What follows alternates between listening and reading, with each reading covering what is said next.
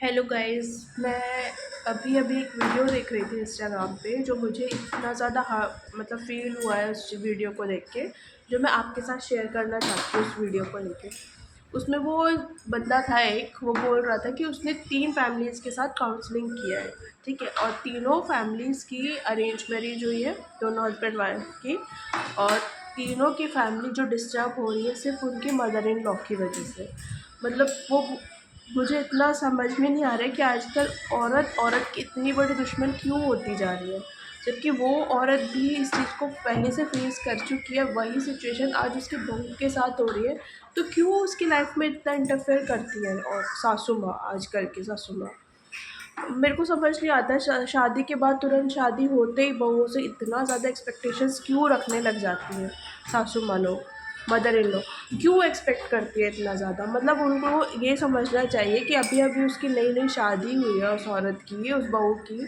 वो अभी अभी तुम्हारे घर में आई है, तौर तरीके सीखने में उसको वक्त लगता है।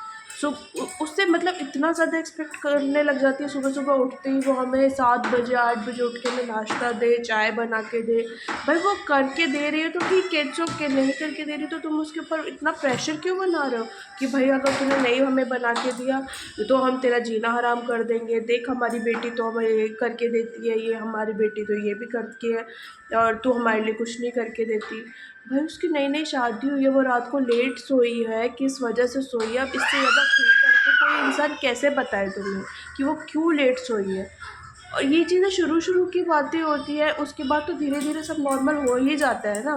तुम लोगों को इतना समझना चाहिए, तुम औरत होकर के उस दौर से पहले गुज़र चुकी हो, फिर वही चीज़ें तुम अपनी बहू से एक्सपेक्ट कर रही हो।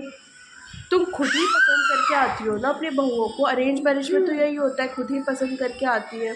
उसके बाद वो तुम उस बहू को अपना कॉम्पिटिटर बना लेती हो कि नहीं, ये मेरे से ज़्यादा कैसे हक जता सकती है, कैसे इस घर में अपना हक जमा ले रही है।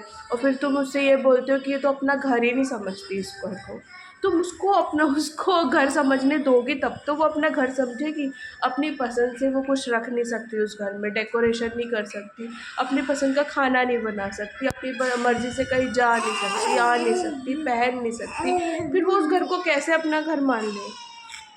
इवन आजकल तो सासू माँ इतना ज़्यादा इंटरफेयर करती है ना बच्चों की फैमिली में, यहाँ तक कि ये भी पूछ लेती है तुम बच्चा क्यों नहीं पैदा कर रही हो, अभी ये तुम्हारी इंटीमेसी कैसी चल रही है? ये कोई तुक है? ये कोई बात है पूछने की? मतलब तुम यार एक अपने बीच में एक रिलेशन डिस्टेंस तो रखो, एक एज डिस्टेंस तो रखो। तुम बच्चों से क्या, तुम अपने बेटों से ये बात कर सकती हो क्या? तुम अपनी बेटी से कर सकती हो ये बात कि बेटी तू बता तेरी दामाद जी के साथ में इंटीमेसी कैसी चल रही है? वही बात तुम अपनी बहू से पूछ रही हो। सोचो, वो भी तो एक लड़की है ना, वो भी तो कहीं से आई है, वो भी किसी की बेटी। क्या उसकी उम्र उतनी है जितनी तुम्हारी है? तुम अपनी उम्र की बातें बहू से कर रही हो। क्या तुक है? मतलब मुझे समझ में नहीं आता। और तीनों की फैमिली बहुत वो सिर्फ सासू माँ की वजह से ख़राब हो रही है, उनकी लाइफ ही नहीं चलने दे रही है। फिर आजकल डाइवोर्स केसेस इतने ज़्यादा बढ़ रहे हैं। हाँ, बहुओं को जला के मार देते हैं, ये कर देते। आजकल बहुओं को जलाता कोई नहीं है। अच्छा, आजकल बहुओं के साथ अलग ट्रीटमेंट किया जाता है, साइलेंट ट्रीटमेंट। उसको अलग कर देंगे, अलग थलग कर देंगे, नेगलेक्ट कर देंगे कि अब इसको पूछो ही मत किसी भी चीज़ में, ये हमारे लिए ये नहीं करती तो हम इसको पूछेंगे ही नहीं। हम सिर्फ अपने बच्चों से मतलब रखेंगे, अपने पोता पोती जो भी है उनके उनसे मतलब रखेंगे। बहू से मतलब ही मत रखो, उसको अलग थलग कर लो। और वो ये सोचते हैं कि ऐसा करने से बहू जो है ना बहुत खुश हो जाएगी। मतलब उसको ना, बहू को बहुत बुरा लग जाएगा, बहू बहुत बुरा फील करेगी। लेकिन ऐसा कुछ नहीं होता। वो अपनी लाइफ में बहुत खुश है। इवन वो तुम लोगों के साथ रह कर के परेशान हो रही थी। आज का टाइम ऐसा है कि वो अकेले रह के ज़्यादा खुश है। एटलीस्ट उसको एक मेंटली टॉर्चर नहीं हो रहा है, कोई डिप्रेशन में नहीं है, वो एक डिप्रेशन फ्री लाइफ, अकेले वो सेपरेट हाउस इसीलिए मांगती है। आजकल की लड़कियां अलग रहना ज़्यादा बेहतर समझती है बजाय कि एक जॉइंट फैमिली से। जिस फैमिली में उसको रहते हुए अपनापन नहीं मिल रहा, सपोर्ट नहीं मिल रहा, ना इमोशनली, फाइनेंशियली तो भूल ही जाओ। तो इमोशनली एक सपोर्ट की जो एक नीड होती है, जो अपना घर छोड़ के आती है, एक लड़की को एक इमोशनली नीड चाहिए होती है, वो अपनी माँ से और मांगती है कि चल सासू माँ हमारी माँ की जैसी। लेकिन सासू माँ नहीं समझती, सासू माँ नहीं समझती बाबा। फिर जब बहुएँ अपना रंग दिखाना शुरू करती है भाई, जब उसको डिलीवरी के वक़्त या उस वक़्त जब उसको बहुत ज़्यादा ज़रूरत है डिलीवरी, आफ्टर डिलीवरी ना हर औरत को 1 महीना, 1 या 2 महीना तो डिप्रेशन जाता ही जाता है, ठीक है? उस टाइम पे सबसे ज़्यादा ज़रूरत होती है फैमिली के सपोर्ट की, लेकिन कोई सपोर्ट नहीं करता, इवन हस्बैंड तक भी नहीं करते हैं। वो भी उनसे ये एक्सपेक्ट करते हैं, तुम क्या अलग मतलब एक अलग औरत हो जिसने बच्चा पैदा किया है, क्या और दुनिया में और औरतें नहीं हैं? इस तरह के वर्ड्स, ये जो इतने बुरे लगते हैं ना उस टाइम पे बहुत ज़्यादा। फिर जब टाइम उन लोगों का आता है, फिर वो जो बहू जब उनके लिए नहीं करती है ना, तब उनको बुरा लगता है। तब ये सोचते हैं कि यार देखो बहू, आजकल की बहुएँ ऐसी है कि अब घरवालों को पूछती ही नहीं है। तुम अपना वक़्त भूल गए, अपना टाइम भूल गए, जब उसको तुम्हारी नीड थी, उसको तुम्हारी ज़रूरत थी, तब तुमने उसको इतना ज़्यादा परेशान किया, इतना ज़्यादा वो डिप्रेशन में चली गई। आजकल की औरतें जो है ना, जो न्यू मदर बनती है, इतना ज़्यादा डिप्रेशन में चली जाती है कि अपने बच्चे को गिरा देती है, मार देती है। एक तो मैंने न्यूज़ सुना था कि एक औरत ने अपने बच्चे को फ्रिज में रख के भूल गई। उसको मतलब वो इतनी ज़्यादा फ्रस्ट्रेटेड, इतना ज़्यादा परेशान हो गई थी, उसको नींद पूरी नहीं हुई थी। 3 दिन से वो कंटिन्यू जाग रही थी, रात को भी जाग रही, दिन में भी जाग रही, फिर घर का भी काम कर रही, खाना भी बना रही है। उस औरत की, उस मदर की जो है ना, दिमागी हालत इतनी ज़्यादा ख़राब हो चुकी थी कि उसको यही होश नहीं था कि वो कर क्या रही है। उसने अपना बेबी उठाया और फ्रिज में रख दिया और जाकर के सो गई।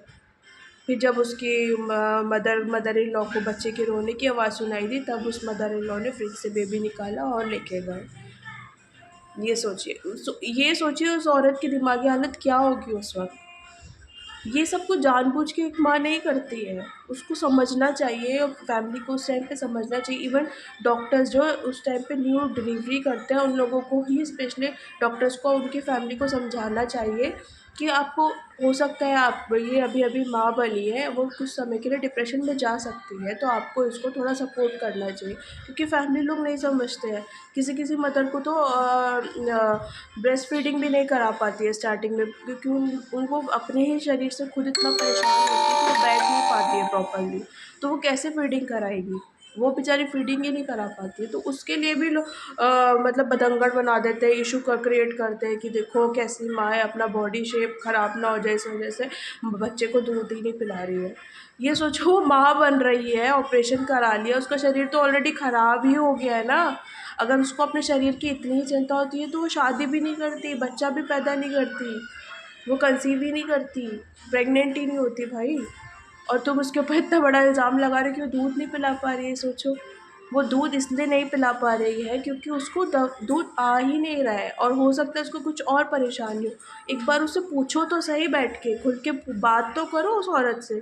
तुमने सीधा सीधा उसको ब्लेम कर दिया कि वो दूध नहीं पिला पा रही है, दूध नहीं पिलाती है, क्यों नहीं पिला रही है, उससे ये तो पूछो। मेरे को तो लगता है मुझे इसी के ऊपर काउंसलिंग कर लेना चाहिए। ये इतना ज़्यादा फैमिली मैटर, जो फैमिली इशू क्रिएट हो रहा है ना, आजकल लोग क्यों न्यूक्लियर फैमिली प्रेफर कर रहे हैं, इसी वजह से। लोग कहते हैं परिवार मतलब बाहर लोगों से बच के रहना चाहिए, बाहर दुश्मन है। मुझे तो लगता है घर में ही दुश्मन बैठे हुए हैं, जो अपने परिवार के होते हुए परिवार को नहीं समझ रहे हैं। कैसा परिवार है फिर वो? इससे बेटर है कि अकेले रह लो। बल्कि दो चार बाहर के जो यार दोस्त हैं वो फिर भी आके मदद कर देंगे, क्योंकि वो खुद हमारी एज ग्रुप के होते हैं, वो खुद उस सिचुएशन से गुजर रहे होते हैं, तो वो समझते हैं तुम्हारी सिचुएशन। बजाय तुम्हारे जो इन लॉज होते हैं वो बिल्कुल नहीं समझते ये सिचुएशन, क्योंकि उनको बहुत वक्त हो चुका होता है उस उम्र से निकले हुए। उनको समझना चाहिए ना, पेरेंट्स होकर के नहीं समझेंगे तो और कौन समझेगा। तो मेरी वीडियो बनाने का मेन पर्पज़ यही है कि प्लीज़ थोड़ा समझें, अपने बच्चों को समझिए। आज तुम उनको सपोर्ट करोगे तो कल को वही तुम लोगों को भी सपोर्ट करेंगे, तुमको उनकी ज़रूरत पड़ेगी आगे जाके। यही समझ के कर लो। हालाँकि ये कोई लेना-देना वाला फ़र्ज़ नहीं है कि हाँ, तुम हमारे लिए करोगे तभी हम तुम्हारे लिए करेंगे। तुम्हारी ज़िम्मेदारी है, तुमने बच्चे पैदा किए, जैसे तुम हम लोगों को, बहुओं को बोल देते हो ना कि तुमने बच्चे पैदा किए। इवन कुछ मदर इन लॉज़ तो ऐसा बोल देती हैं कि मुझे बोलने में भी शर्म आ रही है कि मतलब बच्चे पैदा कर लिए, तुमको मज़े ले लिए, अब बच्चा पालने का वक़्त आया तो फिर तुम्हारे बस की नहीं है बच्चा पालना। This is the word how to say. These are the lines. Mother in law इस तरह से बातें की करती हैं कि मज़े लेने थे तब तो तुमने बहुत मज़े ले लिए, अब जब बच्चे पालने का वक्त आया तो तुम्हारे बस की बच्चे पालना नहीं है, हमने तो 4-4 5-5 बच्चे फलाना ढिमकाना इतने बच्चे पैदा किए। पहले जॉइंट फैमिली हुआ करती थी, सब बच्चे मिलकर के एक दूसरे, कोई किसी का बच्चा रख रहा है, कोई किसी ने पाल दिया, बड़ा बच्चा ही छोटे बच्चे को रख लेता था। आजकल न्यूक्लियर फैमिलीज़ हो गई है, इतना टाइम नहीं होता है किसी के पास। आजकल की मदर्स को फिर अपना करियर स्पॉइल करना पड़ता है। फिर वो टाइम वो याद रखती है कि जब हमको ज़रूरत थी तुम लोगों ने नहीं आके हमारी हेल्प की, नहीं किया। आज तुम हमारी हेल्प नहीं कर रही हो, कल को हम तुम्हारी कैसे हेल्प करेंगे, कैसे तुम्हें सपोर्ट करेंगे।